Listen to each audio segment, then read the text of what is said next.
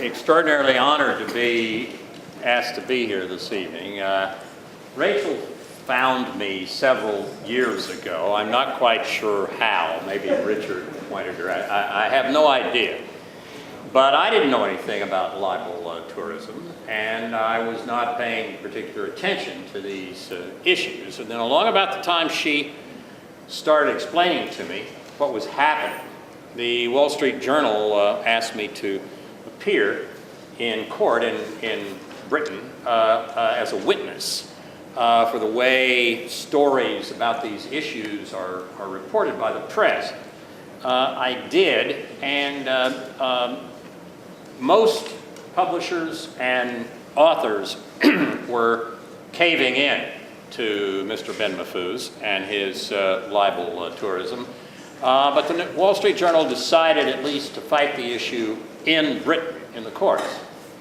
And I did testify, and I've got to say I was a litigator for 22 years, and I've been in a lot of courtrooms for a lot of arbitrators and judges. And I have never seen as biased a judge, as obviously biased a judge as Judge Eady, who had represented Ben Mahfouz some 30 or 40 times as a barrister before he took the bench. In our system here in the States, in any reasonable system, he would have absolutely had to recuse himself. But he did not, and he was clearly on the warpath, beside his former client, Mr. Ben Mahfouz. The trial was not handled professionally from any objective point of view.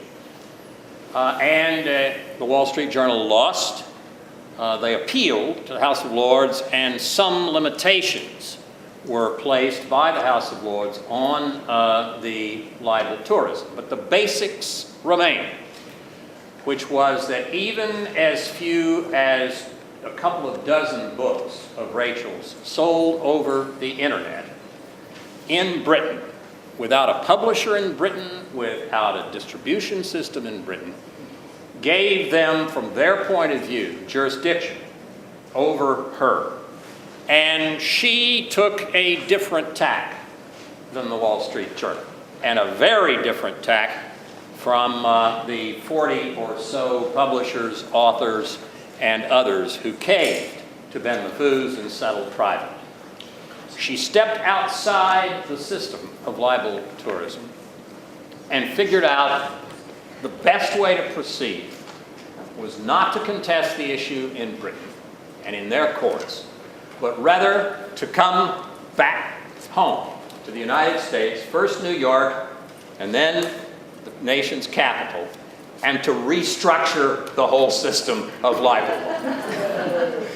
Now, when she first approached me to see if, I thought this would be a good idea, I said, Rachel, what? You're going to get the New York legislature to pass a law? Do you have anybody with you? She said, well, not too much, but, we'll get it done.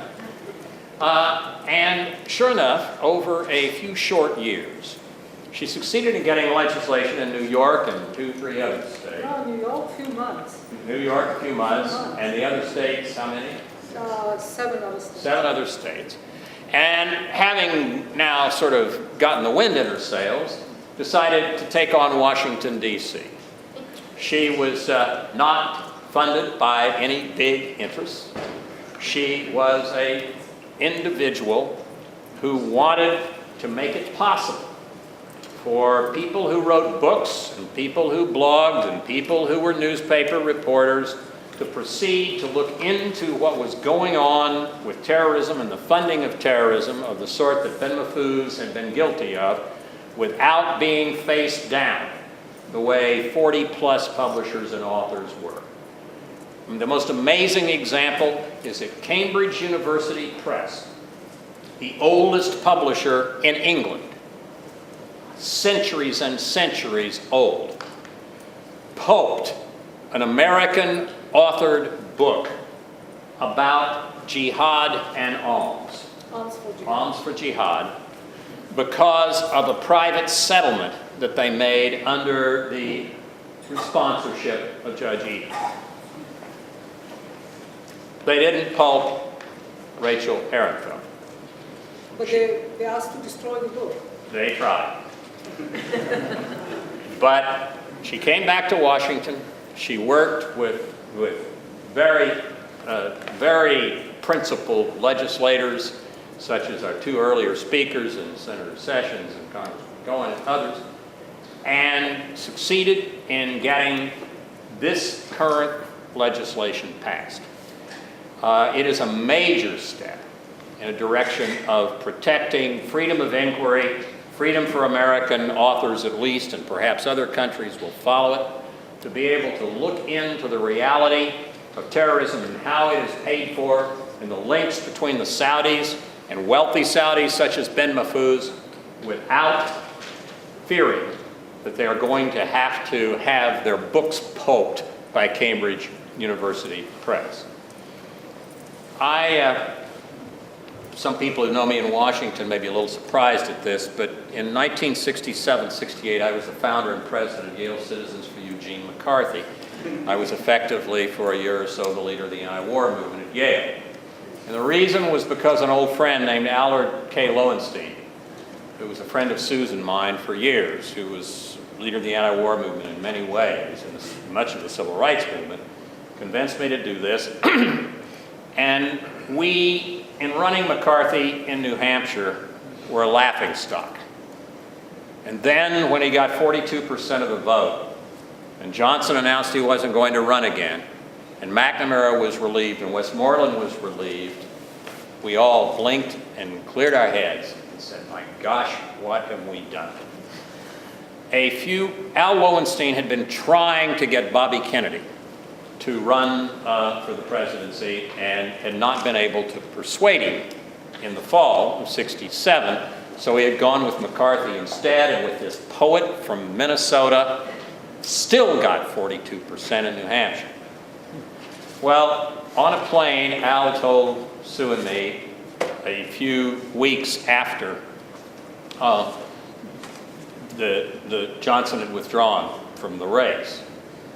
Lowenstein was on a plane with Bobby Kennedy.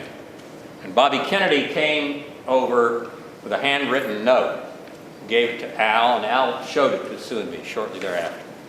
It said that it was a quote from Emerson, that if a man of principle take a stand and there abide, the whole world will come round to him. Now, I've looked for that in Emerson and haven't been able to find it, and I rather suspect that Bobby Kennedy wrote it, but it's still a marvelous statement. And it's not always true of men, but in this case, it certainly was true of a wonderful woman.